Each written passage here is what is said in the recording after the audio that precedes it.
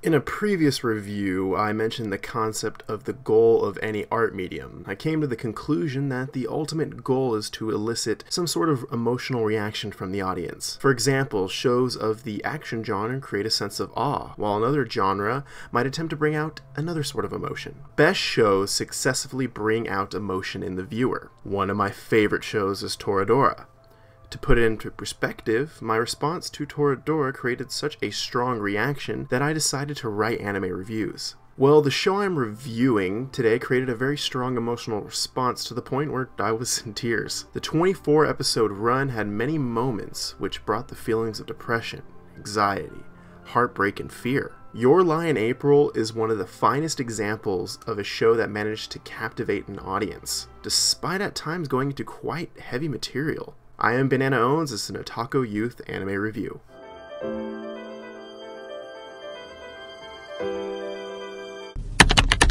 The story of Your Lie in April focuses on the piano prodigy Kosei Arima. A few years before the series, Kosei dominated a variety of piano competitions and became quite famous in the musical world. After the death of his mother, though, Kosei suffered a nervous breakdown that destroyed his ability to play piano. 2 years later, he's pretty much given up the piano entirely. However, one day he meets Kaori Miyazono, a quirky violinist. She quickly helps him try to return to the musical world and again find joy in playing the piano. That is the basic setup of Your Lie in April. The story follows Arima as he tries to overcome his fear of playing the piano. As a result, the show can be characterized as a character piece with Kosei at the center. Much of the story is told from Kosei's point of view, often using an inner monologue as a means of conveying emotion. Now, this inner monologue is employed by a variety of characters, mostly during the music performances. In some cases, it works very well. However, for characters other than Kosei, these inner monologues can slow the pacing of the story significantly. At one point, there are 3 episodes in a row that heavily use this inner monologue as a means of conveying the feelings of 3 separate characters. This can be very tiring and almost annoying at times, and it's a problem that prevents this show from being considered absolutely perfect. But when used appropriately, this device is extremely effective. The story of the show can only be described as an emotional roller coaster, with plenty of drama. There are a variety of emotions that appear in almost a schizophrenic manner. One moment might find laughs to almost immediately turn into something more serious. This schizophrenic nature could put off some viewers, but I found it refreshing. Much like real life, things can change very quickly. Good moments don't last forever, which means they should be appreciated when things are not going as well. Considering this show,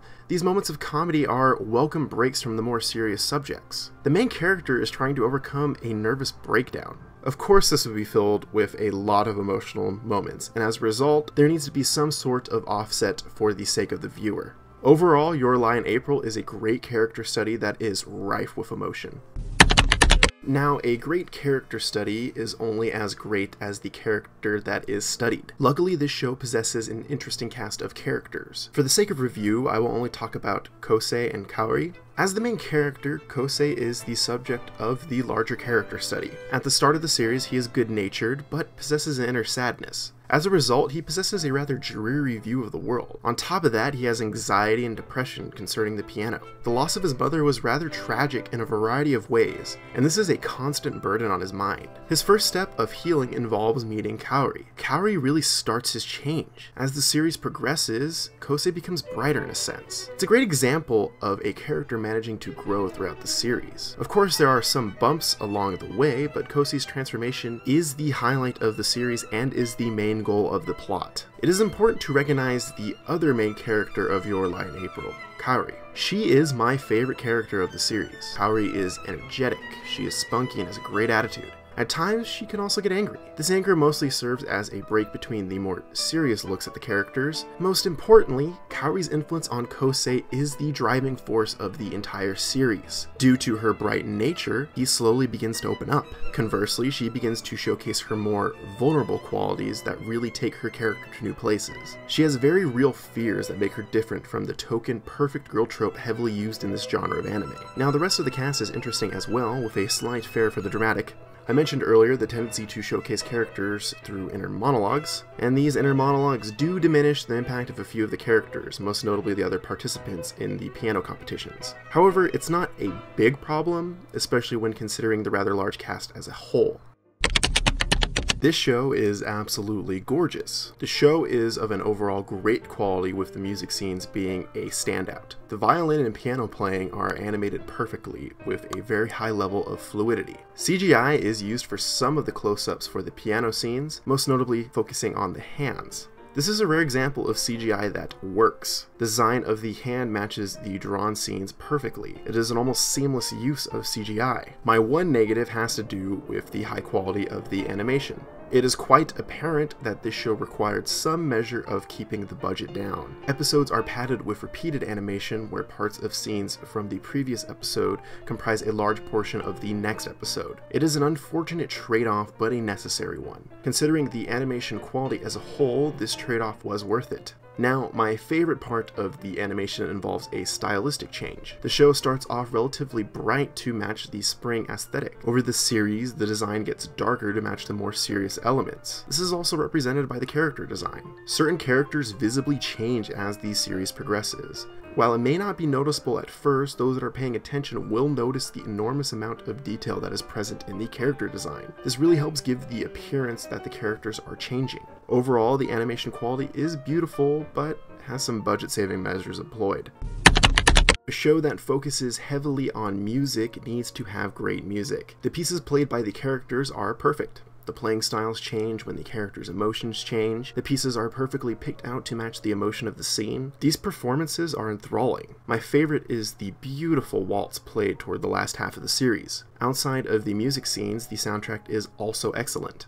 There are a variety of emotional tracks that are just used to perfection. As I was researching for this review, I found myself beginning to choke up with just a listen of certain tracks from the soundtrack. There are plenty of tearjerkers here. The music is beautiful and packed with so much emotion. I can describe most of it as very bittersweet. Some moments swell with emotion while others are quieter. The piano is a large fixture of this soundtrack and is phenomenal. It's quite a surprise to me that I love the soundtrack this much. It really adds an extra layer to the show. As for the voice acting, the performances are very well done. Kosei's breakdowns are very believable. Haruhi exhibits the perfect level of excitement and insecurity. The rest of the cast is voiced to perfection as well. This is especially important because of the large amount of inner monologues. While some did fall flat, it was not the fault of the voice actor's performance, but rather the blame lies on the length and duration of the monologue. The characters are acted with the right amount of emotion when they need it. At times, I found myself tearing up along with the characters on the screen. One particular scene with Tsubaki, the childhood friend, is probably one of the finer examples of voice acting that I have ever seen. The setting is a quiet night with Kosei playing Clair de Lune. It's a breathtaking scene and really showcases the perfect sound design for the show.